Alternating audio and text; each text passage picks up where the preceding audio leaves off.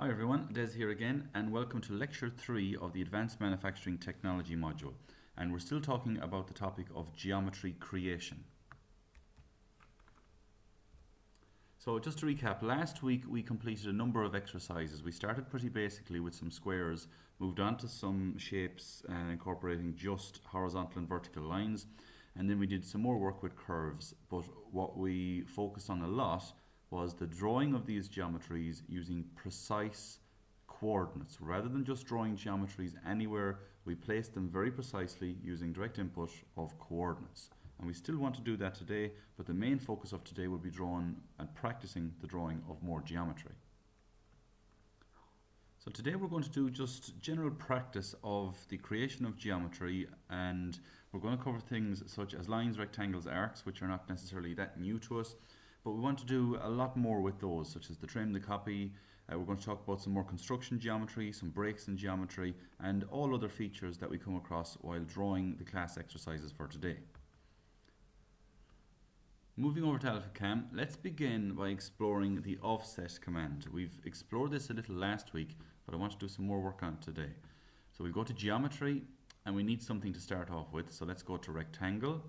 And we'll start the very first point at 0, 0. So I will type 0, tab 0, enter. And let's make that square 150 by 150. So the other point will be at 150, 150. And I'm going to put another one beside it. Let's leave a little gap between them. So this one is going to be 200, tab 0. And then up as far as 350, tab 150. And there we have two squares. So usually once you do something such as create a piece of geometry, and if you want to make a change to it, you move to the Edit tab rather than the Geometry tab. So let's move to Edit. Remember to pan, you simply depress the mouse wheel. It allows you to move left and right. And you can see the offset command is there. Let's activate it. I'm going to offset by 20, that's fine. And we need to explore what a lot of these mean. At the moment we see line arc is selected, so let's leave that be and just press OK. Click a line and then click either above or below that line, in my case below, and what it's done is it's offset that line, not the whole square, just that line, and it seems to have offset it as a construction line, this purple line. So let's do it again. Click the left side and in, the right side, and click inside and the bottom and inside. So to have another go at that, if we call up the offset command again, this time I'm going to select geometry. So the only change I've made is I'm not going to offset an individual line or arc, I'm going to offset the geometry. And in this case, the geometry I used were, well, there were rectangle commands, but they happen to be squares. So this time you can see as I select the green line at the top, the entire geometry, the square in this case, becomes selected. So now I can click inside and it becomes a, with a single click, you've got the entire offset smaller square. If I go up to offset, there's another option. When I select line arc, I can select offset as geometry. You'll remember a few minutes ago when I offset this top line, it offset as construction. If you actually wanted to offset as green usable geometry, simply tick this box, offset as geometry. And now what I'll do is offset this line up this time, and you can see this time it offsets, but not as that purple construction line. Now just for practice, I also want to go and create a circle. I'll just put a circle anywhere for now, just to show you that you can also offset things like circles, arcs, and anything really that you want. The last thing, let's go to offset and let's go offset on both sides. Press OK, and it does exactly what you'd expect. It picks a line, and instead of offsetting either to the left or the right, top or the bottom, it offsets both sides. That can be very useful. So you'll find some more information on that in the notes that I've uploaded to Learn Online. There's a few slides on offsets. I want to cover another command now, which is doing a bit of work with the arcs. Just before I do that, select a rectangle and draw a rectangle anywhere of any size. And what I want to do is put a bull nose or a full round fillet on one of the sides of this rectangle. So under the arc, there's a number of different types of arc that you can draw. And if you're ever unsure as to which one does which, simply hover over any command in Alphacam for a minute and it gives you the one you're after. I want this one. This is 2 points and center. So I have to select the 2 points. So my 3 clicks are as follows, making sure of course that the auto snap is turned on. I'm going to select the top, the bottom of that line and the center. And the arc goes inside. So remember I picked the top, the bottom and the center. So I'll use the undo to get rid of that. This time I'll do the exact same thing except for the order of selection. This time I'll select the bottom, the top and the center, and now the curve goes outwards. So if you ever have a particular arc or a particular piece of geometry that you feel is reversed or it goes in the wrong way, usually if you select the points in the opposite order, it solves the problem for you. Now in that arc, the first arc is simply start, second and end point. So get a feel for that. If you click the first point, the second point and the end point, it allows you to put in the 3 points of the arc. So the first click is the, I suppose, the start of the arc. The second click is a point in the middle, and the third click now is what I'm going to do, the end of the arc. So please take a bit of time to explore those. This one is 2 points plus a known radius. I can type the radius in a moment after I pick those 2 points. Let's say the radius there of 300, and it puts in the arc for me. And again, if I wanted that to go up rather than down, I would call up the command again, but this time instead of selecting the left and then the right point, I will select the right and then the left point, type in 300 and press OK, and the opposite arc results. I now want to get back to our priority, which is to become very confident and efficient in the creation and drawing of various geometries. So we're going to work through a few exercises for the rest of this class. You'll find that drawing in the notes on Learn Online, or take a quick note of it there, or pause the video. And in fact, why don't you have a try to draw that before watching ahead? And if you can draw that, you know you're in good shape in the module so far. And back in Alphacam, we have some stuff here we want to get rid of, and there's 2 ways of doing that. I can either go to Edit, Delete, All, and then press Finish, or what I tend to do is simply go to New. Do you want to save this? No. And it opens up a nice fresh part for us. Let's begin this by drawing some geometry, and I want to draw a construction line. And I'm going to start it at just, I suppose, a random point, but a nice even random point. So I'll start at 100, 100. So 100, tab 100, enter. And I know that line across needs to be 100, so I'm going to make progress in the x direction but not the y direction. So the start point, or sorry, the end point of that line will be 200, tab 100.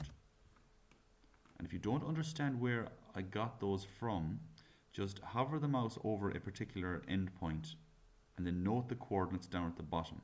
And note that there's a little y there at the top along the vertical axis and an x along the horizontal axis, along with the numbers that help you to give your bearing in space.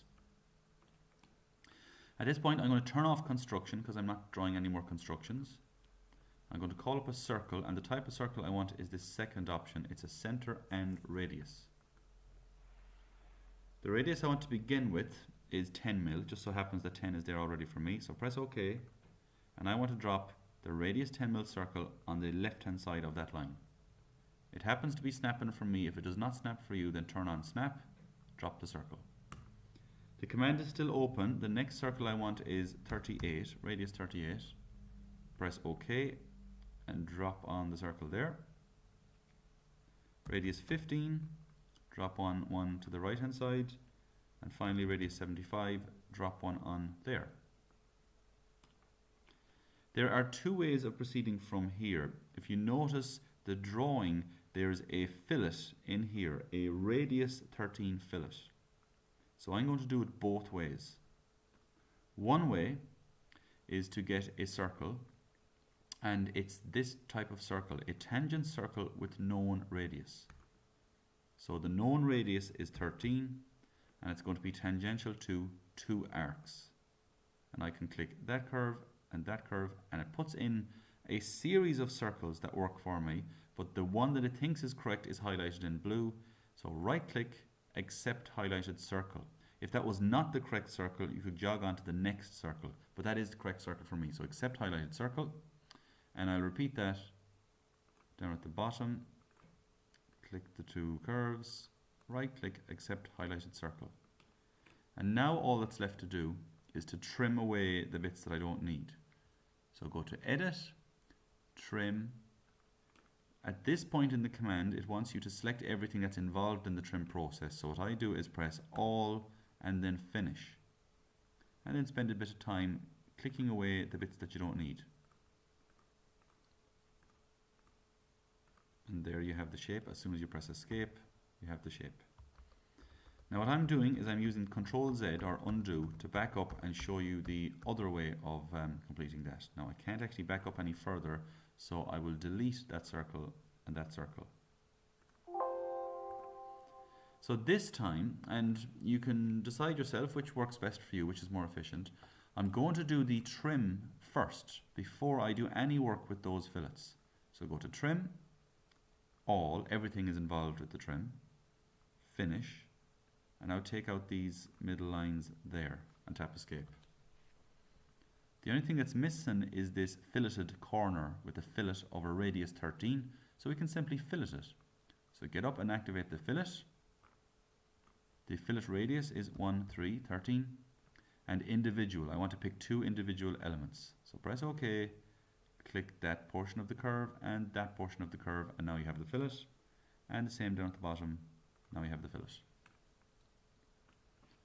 Comparing that to our drawing, it's finished, but it's not fully ready for machining yet. I'm not going to talk about machining in any great detail for a few weeks, but in order to get this ready for machining, I have to make sure that the ghost tools that we discussed last week are all set up correctly. So if you hold Control on your keyboard and tap G for ghost, the ghost tools appear. And the ghost tools are going to give us an indication of where the machine cutter will engage the workpiece and what direction it will move. So I can see the two circles in the center are correct. They have one engagement, the tool will pass around once and move. But there's two arrows on the outside. There is absolutely no need for the cutter to engage the workpiece twice to run around and cut a single profile. And that's a long way of me saying that it's best practice in all cases when you draw some geometry like this to try and get the join command up here in the edit panel, join command, select all, select finish, and that's the ideal scenario. You should have a single white ghost tool for each individual element that needs to be machined. That simply means that you're not going to have this outer loop, this outer profile made of lots and lots of different elements. So I will go Control G to turn that off, and it's not part of the drawing, but just for practice, let's now go to offset by 5 mil. I want to offset the geometry and press OK, and just click this, and you can see it's actually selected it all in one go. So that's another verification for me that shows that it is all stitched together nicely. So I'll just press Ctrl Z to get back, and that's the finish of exercise 1. Please make sure you're able to complete that. And here we have exercise 2. So again, I want you to try and have a go at drawing this yourself before you watch on, and the solution will appear straight away as long as you let the video play. But try to draw as much of this as possible using coordinates. You could also lay down a complex grid of construction geometry, which will work fine too, and then draw over it with the solid geometry. But I want to try as much as possible to use coordinates because that's best practice. So here we are in Alphacam, and I want it all to be drawn in the same Alphacam file. So I'll begin with drawing a line somewhere over to the right hand side here. I'm going to use the coordinate 400 tab 0 to begin with.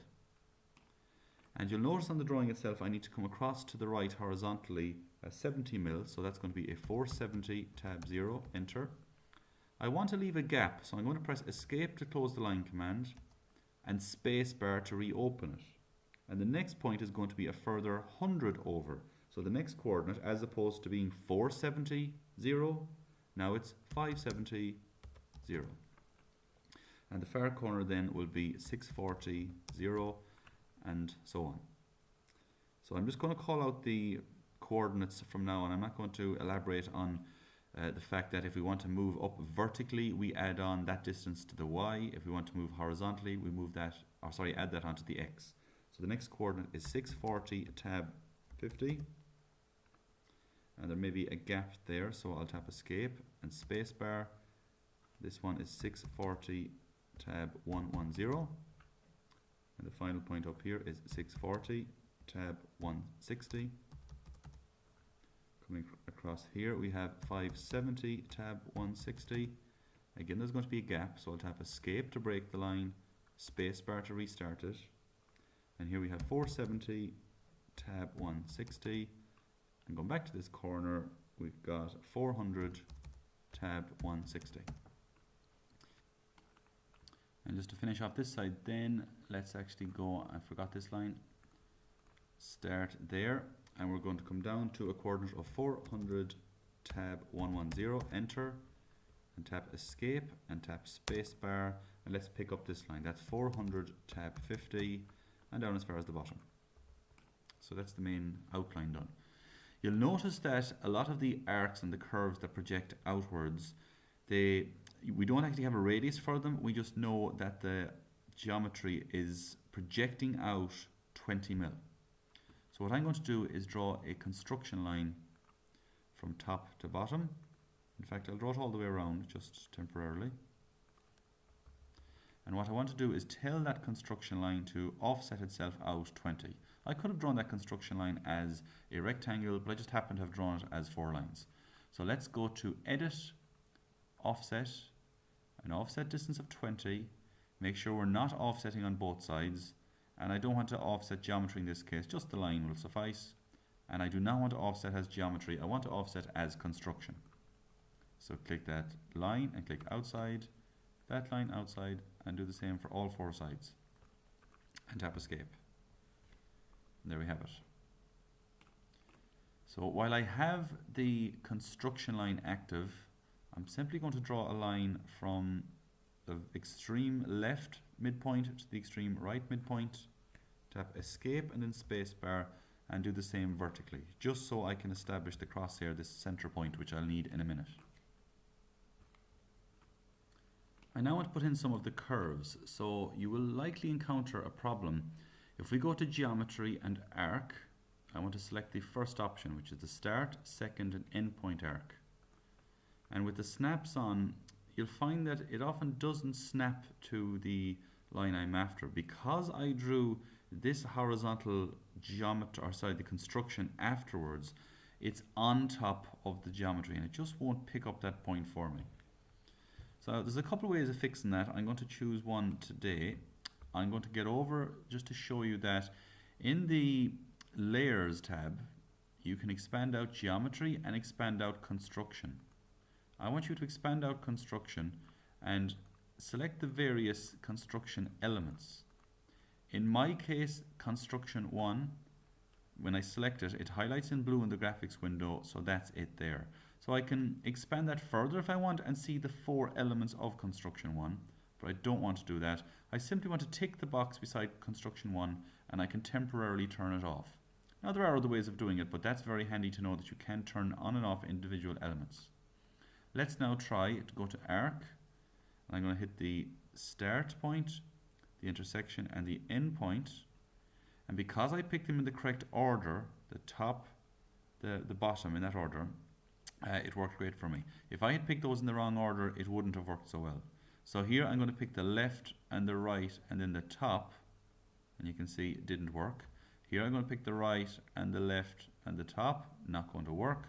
So what you are going to have to pick is the right, the top and the left, and down here the left, the top and the bottom, and here the bottom, the top and the left. As much as possible with those arcs, you want to draw them and select them in an anti-clockwise fashion. And the next thing we can do is just draw that large circle in the center. So I'm going to go to circle with a center and a known radius. The known radius will be 60 millimeters. Press OK, and that will be the snap where the two crosshairs intersect. If I snap onto that, that's the position for the circle. The last thing we have to do is add in a rectangle. Now, if you want, you can of course use coordinates, and I encourage you to practice that if you wish. But what I'm going to do this time is turn back on my construction. I can use that, that can be handy. Go to Edit, Offset. I want to offset by a distance of 15 millimeters. I do not want to offset geometry. I do not want to offset the entire rectangle, just the line. So just line arc. I'm going to offset this line in 15, that line down 15, this line up 15. And the shape itself, the rectangle, is 30 wide. So let's offset a value of 30 from this line over to the right. There's a number of ways of doing this now. Probably the easiest, now that we have that grid, those construction lines in place, is to go to Geometry, Rectangle, and draw a rectangle snapping onto the intersection. So as we did previously, it won't snap onto the intersection, you must force it to do so. So select this icon, intersection, and now the two lines you click will prompt it to snap onto that intersection. Same down at the bottom, intersection between that line, and there we have the green geometry, that is that shape. I now want to go to fillet, so edit, fillet. Let's set a radius of 5 mil and fillet those corners.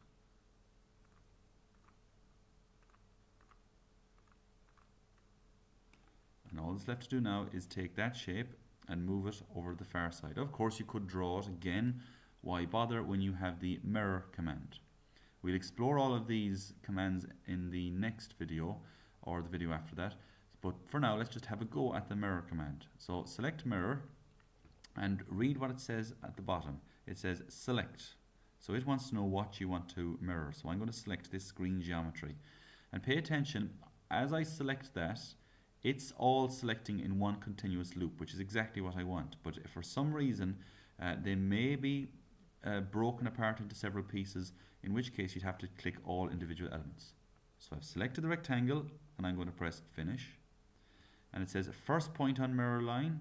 Well, I'll simply select the top, and the second point on the mirror line, I'll select the bottom.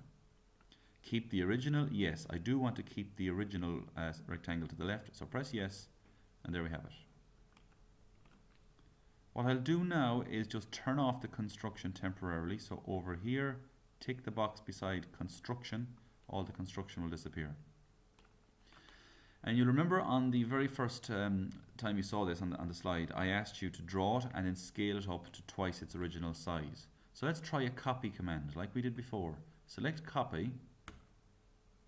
I'm going to select all of this and then press finish. Then click somewhere to pick it up and then click somewhere to position it. I don't want to ruin my original. I want to create a copy so I can scale up the copy.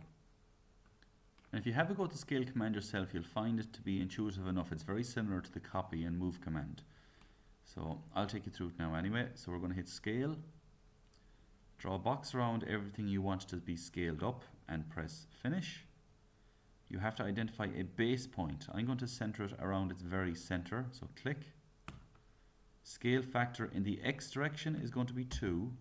Press OK. And scale factor in the Y direction is going to be 2 and press OK. So you could potentially stretch it and make it scale longer in the X or the Y directions if you wished. And that brings us to the end of this lecture. Please make sure you're able to draw both of those geometries in the same way as we did a while ago. And also when you're finished, make sure you upload them to the designated Dropbox on Learn Online. The Dropbox for this session would be called Lecture 3 Class Exercises. Please upload those just so we can keep an eye on the progress and make sure nobody's fallen into any difficulty. Okay, thanks for your attention and we'll talk to you next time.